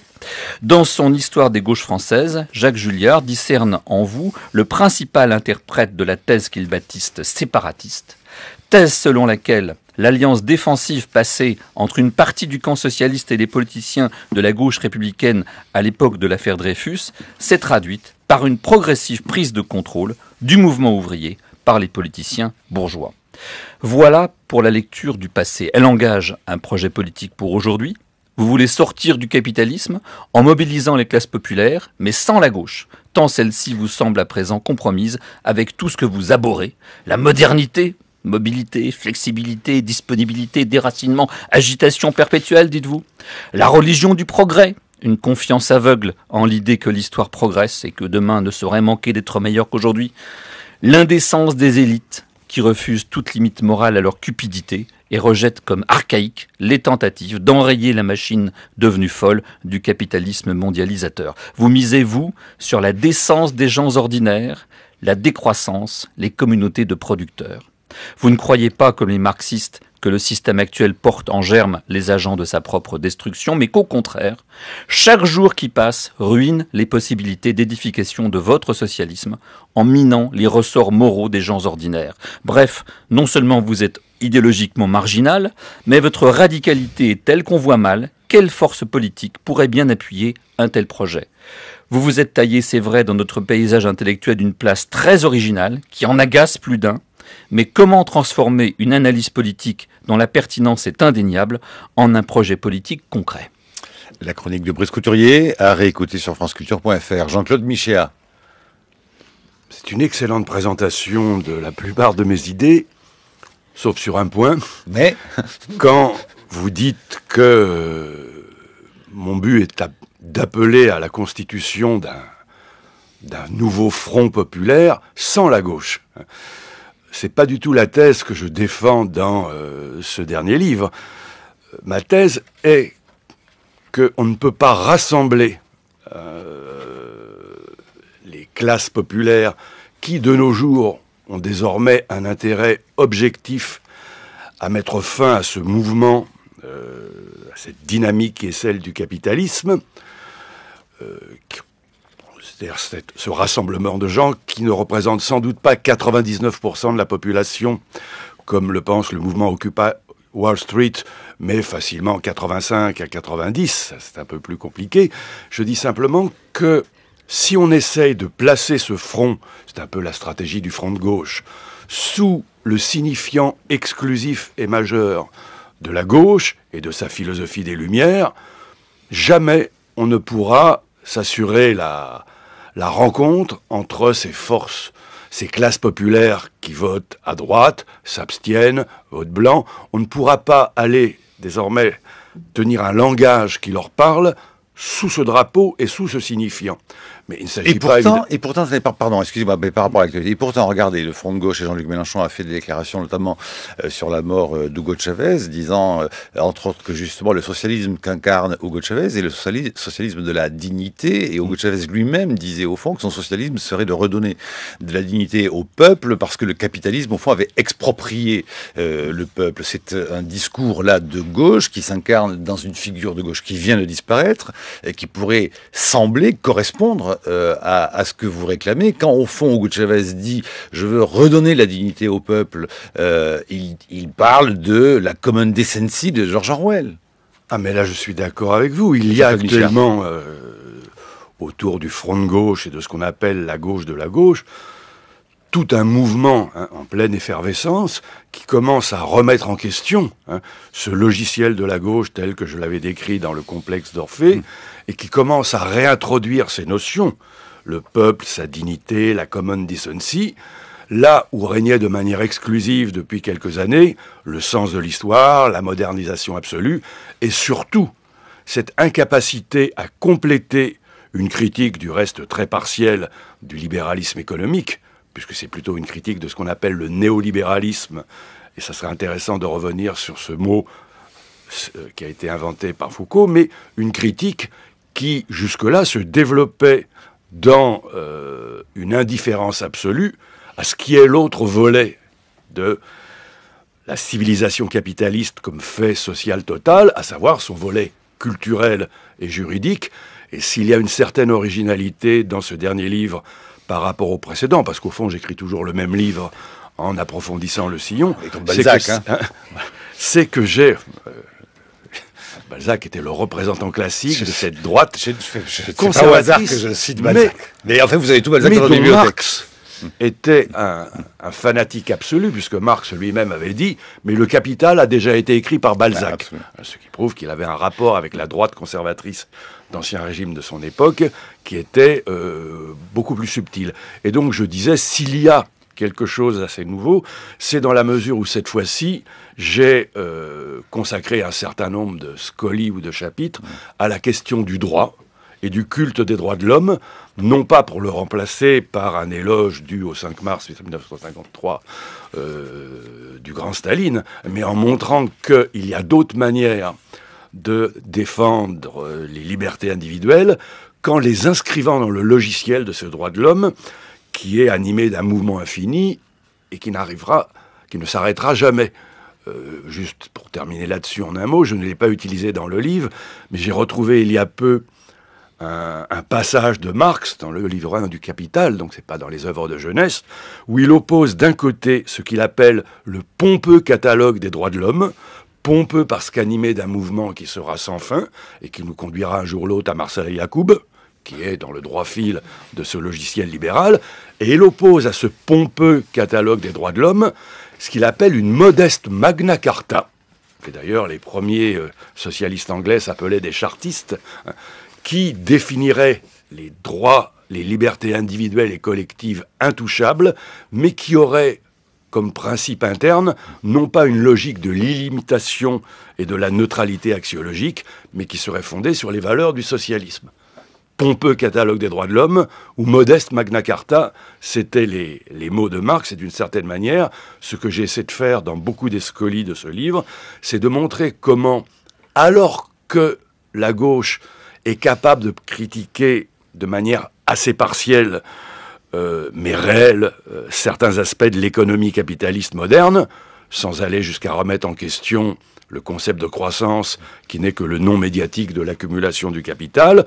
En revanche, même dans le front de gauche, jusque-là, la référence aux droits de l'homme et donc au mouvement sociétal infini, était considéré comme faisant partie de droit de l'être de gauche. Si j'écoute un homme de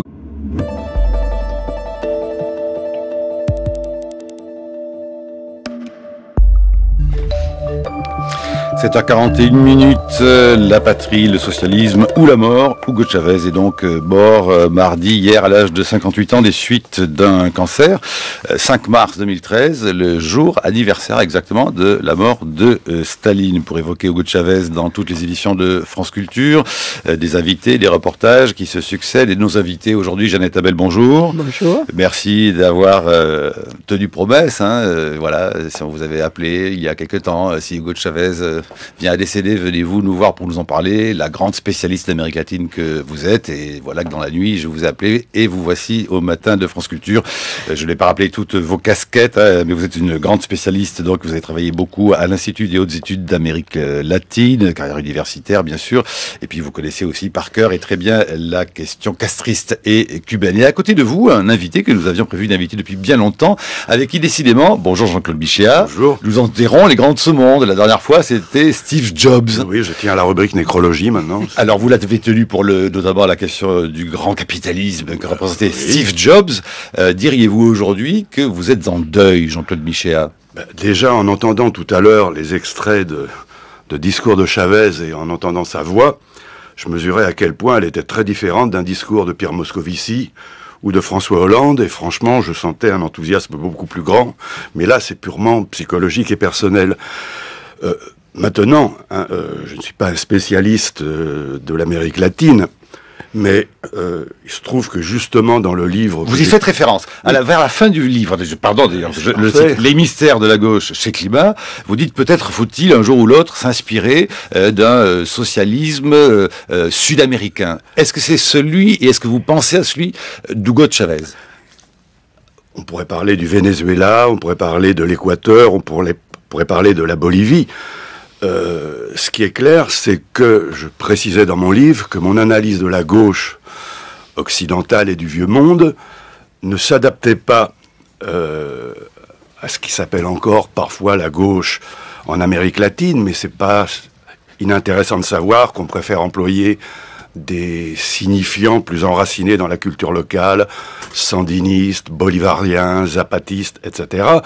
Et je disais que ces gauches, dont Chavez était un des symboles et un des représentants, avaient ceci de particulier qu'elles avaient su conserver un rapport minimal avec la vieille tradition socialiste, et entre autres parce que dans ces cultures de gauche, la notion de patrie, vous l'avez entendu tout à l'heure, joue un rôle central dans cette culture sud-américaine, tout en étant capable, évidemment, de penser aussi à l'échelle du monde et du continent sud-américain, et que une des particularités aussi, c'est le rapport aux traditions indigènes, notamment, ça c'est dans le cas de la Bolivie d'Evo Morales, ce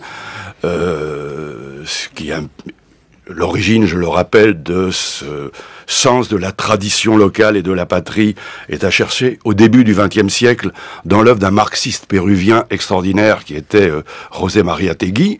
Et donc, ce que je dis de la gauche en France ou en Europe ne s'appliquait pas tel que pour la gauche latino-américaine. Alors, cela dit...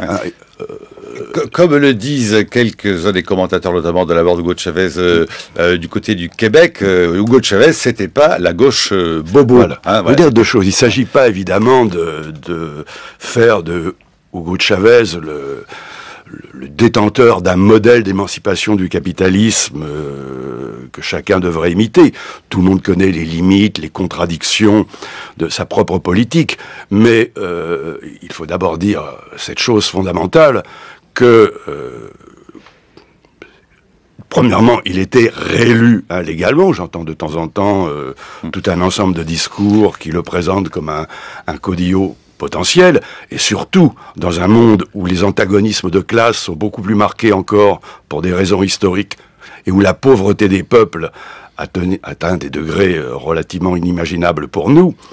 son premier souci n'a pas été de dire au peuple vénézuélien « J'ai compris votre message, ce qui vous intéresse en premier, c'est la légalisation du cannabis ou le mot parentalité ». Il aura bien dit, hein, il a fait...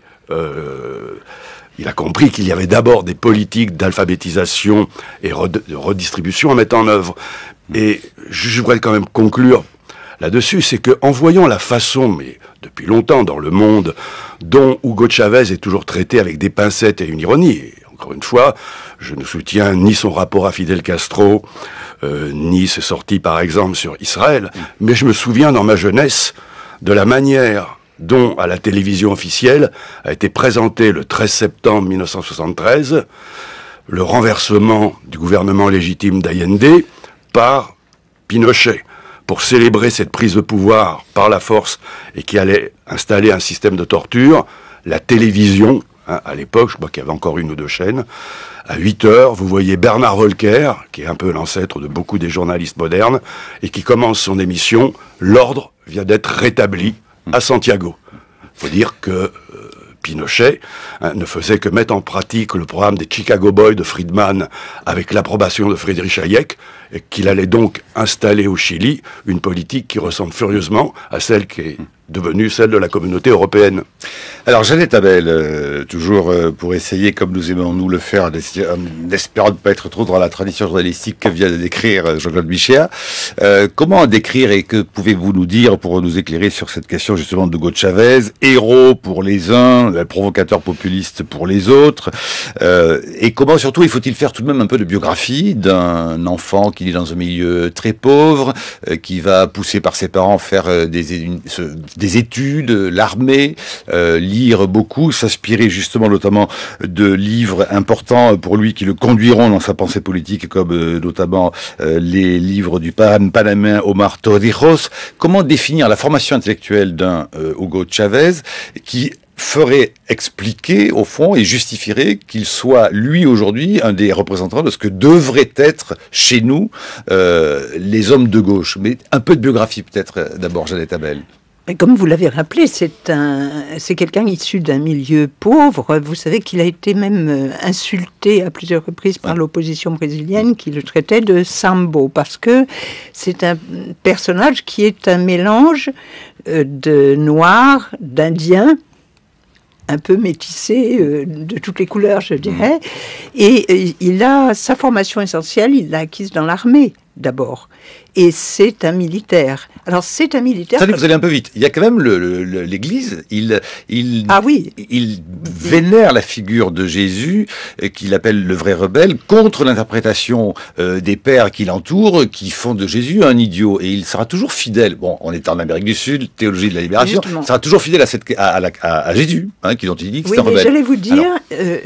c'est quelqu'un qui s'inscrit dans une tradition latino-américaine, aussi bien dans une tradition qui existe chez les militaires latino-américains que les traditions religieuses de l'Amérique latine. Et ça, on a beaucoup de mal à comprendre cela, vous le disiez, mais on a beaucoup de mal à comprendre cela en Europe. Dans sa formation, il a un projet qui est un projet social.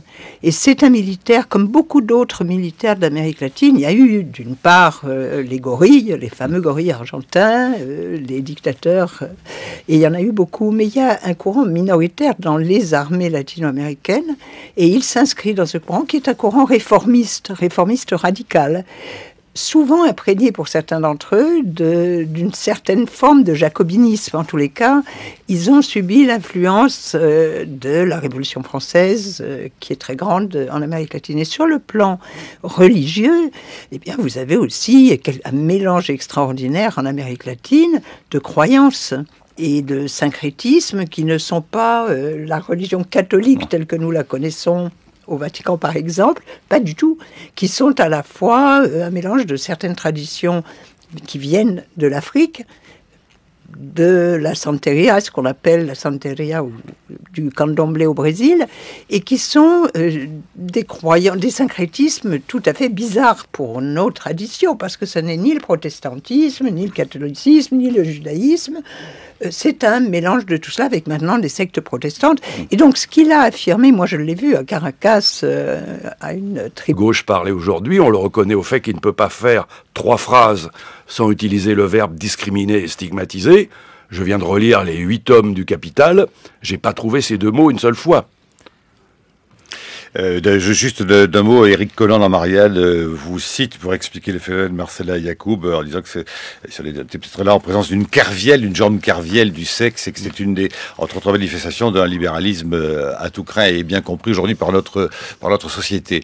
Brice Couturier. Oui, je trouve qu'il y a une ambiguïté parce que le signifiant gauche dans vos écrits prend toutes sortes de sens. Et il y a des moments où vous le revendiquez, des moments où vous le refusez. Vous insistez à plusieurs reprises sur le fait que Marx n'était pas de gauche, il était socialiste et il refusait de rentrer dans le jeu politique bourgeois parce qu'apparemment pour vous le jeu de droite-gauche c'est un jeu politique bourgeois. Première objection. Vous écrivez le socialisme n'était à l'origine ni de droite ni de gauche. Je tombe sur un passage là tout de suite. Le PCF a pour sa part longtemps refusé de se définir comme un parti de gauche, d'où le slogan classe contre classe. Donc quelque part on voit que pour vous le signifiant gauche il renvoie à l'état de la gauche présente aujourd'hui, c'est-à-dire que ne le cachons pas, ce que vous dites, c'est qu'en fait, la gauche politique aujourd'hui est le principal vecteur du libéralisme culturel que vous déplorez. Et il y a une autre gauche qui serait la vraie bonne gauche, celle d'avant quoi? D'avant l'affaire Dreyfus, celle de l'anarcho-syndicalisme, celle du mouvement ouvrier, tant qu'il n'est pas encore compromis avec le jeu politique parlementaire traditionnel, qui celle-là à votre faveur. Alors, où est vraiment votre gauche à vous? Et c'est cette ambiguïté sur le mot gauche qui fait qu'aujourd'hui, j'y ai fait référence, il y a des tas de gens d'extrême droite qui vous revendiquent. Bon, ils ont revendiqué Régis Debray et quelques autres, c'est pas bien grave. Dès qu'ils trouvent quelqu'un à gauche qui est un petit peu différent, ils essayent de se l'approprier. Mais enfin, ça brouille un peu les cartes et ça vous fait des ennemis à gauche. Souvenez-vous de l'article du Monde des Livres il y a quelques semaines qui ne vous était guère favorable et qui vous classez pas très loin de l'extrême droite. Jean-Claude Bichéa. Ah, si l'article de Luc Boltanski, effectivement, c'était à la sortie du complexe d'Orphée, mais ça c'est autre chose. Il y avait 3 citations de moi, dont 2 tronquées pour leur faire dire leur contraire, et une 3e inventée. Donc je n'accorde pas beaucoup c'est le monde, à ce que Boltanski avait écrit là-dessus. Non, quelle est ma gauche? Je crois avoir écrit que je n'ai aucune gauche à partir du moment où je me réclame plutôt du projet de socialiste tel qu'il naît au début du 19e siècle, dans cette période extraordinaire que Paul Bénichou a décrit dans Le Temps des Prophètes, cette époque où les premiers noms qui vont amener la critique du libéralisme seront Sismondi, Pierre Leroux, qui est important, Victor Considérant, etc. Et je rappelle simplement que s'il faut faire... C'est le 19e siècle, ça. Oui, comment vous pouvez fonder un projet sur un retour à des origines de ce socialisme utopique? Alors que Hugo de Chavez, regardez vers le 21e siècle, Jean-Claude S'il faut faire à nouveau un bref résumé accéléré de l'histoire, au 19e siècle, gauche et droite, l'opposition apparaît d'abord sur la scène parlementaire. C'est celle qui, au fond, oppose dans les premiers chapitres du Rouge et le Noir, Monsieur de Rênal et Monsieur de Valenod. Le candidat, Monsieur de Rênal, qui est le légitimiste, maire de Vernières, pendant que Valenod regroupe ce que Stendhal appelle les libéraux enrichis.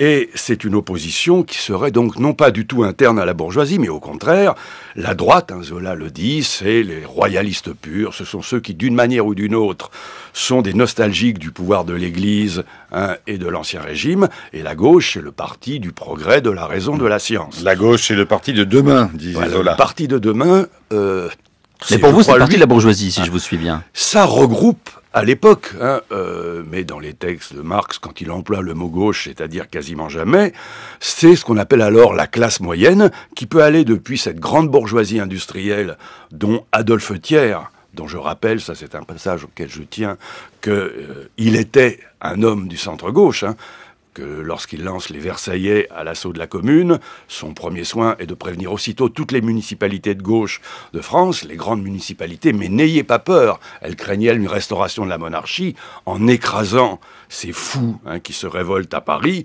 Je n'entends absolument pas menacer la gauche. Et en 73, Thiers est renversé par par une Assemblée nationale de droite qui le vire précisément parce qu'il est un homme de gauche. Oui, le dernier grand texte de Zola, écrit à la mort en 77 de Thiers, consiste à dire que la grandeur de Zola, c'est que son tempérament... Il n'aurait pas eu cette popularité. 1 million de manifestants le jour de sa mort derrière Hugo et Gambetta à Paris avec toute la gauche réunie. Et Zola dit, si Thiers avait suivi la droite, il ne serait pas l'homme qu'il était devenu, mais poussé par l'instinct de la foule, tout le portait vers la gauche. C'est-à-dire que la vision que nous avons de Thiers ne va changer qu'à partir de l'affaire Dreyfus. Donc au départ, la gauche...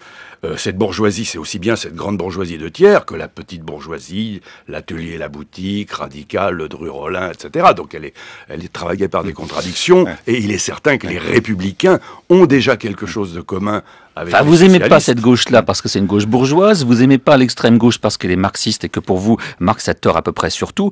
Et qu'est-ce qui vous reste alors? Effectivement, c'est ce socialisme utopique de 1848. Quand vous dites que Marx a tort à peu près sur tout, je crois que de tous mes livres, c'est celui qui est le plus marqué par la lecture du Capital et qui contient une grande réhabilitation des idées de Marx. Mais si cette gauche se définit comme elle se définit au XIXe siècle, comme le parti du mouvement, comme dira Bernstein, pourtant social-démocrate, mais il donne la formule de gauche par excellence, le but final n'est rien, le mouvement est tout. Le logiciel de la gauche, c'est que tout pas en avant est toujours un pas dans la bonne direction.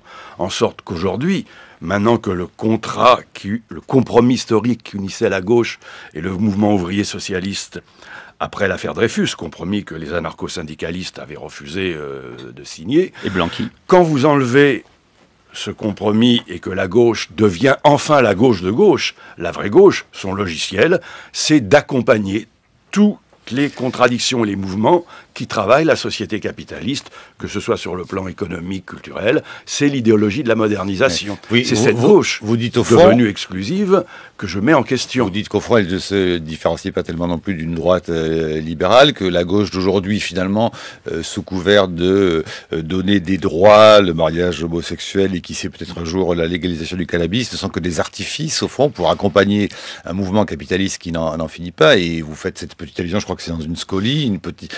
Au fond, voilà, on sera tous heureux de fumer du cannabis devant les portes de Pôle emploi. Pour vous, voilà, la gauche a totalement tout vidé de son sens. Bon, cela dit, est-ce qu'elle a réellement tout vidé de son sens? Et encore une fois, quand on voit qu'il peut y avoir des modèles, et encore, c'est une allusion que vous faites à la fin de votre livre, sur les laboratoires socialistes, justement, sud-américains, aujourd'hui, Jean-Claude Michéa.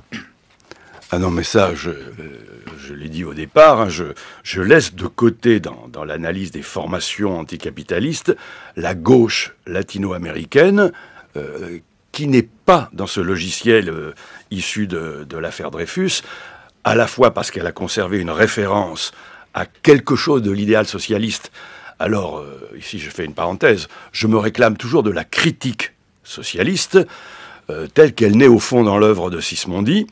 J'approuve tout à fait cette vision qu'ont les premiers socialistes des années 30 et 40, à la fois du caractère polarisant de l'accumulation du capital et du régime de concurrence qui conduit au niveau mondial à concentrer la richesse d'un côté, l'austérité de l'autre, et surtout leur hypersensibilité à la question de la destruction du lien social.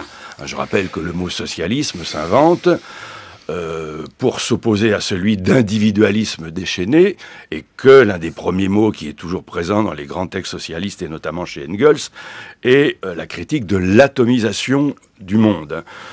Mais pour autant, si tous les socialistes des années 40 sont d'accord sur les fondements de la critique du capitalisme, et entre nous, si on lisait Sismondi, c'est principe d'économie de 1819, et qu'on voit la description qu'il fait, il avait commencé par être un disciple d'Adam Smith, ami du groupe Coppet, de Benjamin Constant, de Madame de Staël, et qui, devant la réalité, va conduire une analyse du système concurrentiel, dont il finira par dire que ses contradictions intérieures l'obligent à se mondialiser, avec un terme qui sera plus tard repris par Rosa Luxembourg, que le problème d'un système de cet ordre finira le jour où tout le monde sera intégralement capitaliste, où il n'y aura plus de dehors. En revanche, lorsqu'il s'agit de dire par quoi on remplace ça, parler comme un MS-68, oui, mais alors, qu'est-ce que tu proposes à la place, camarade? Là, c'est très grave. Et là, il y a un livre extraordinaire qui est paru de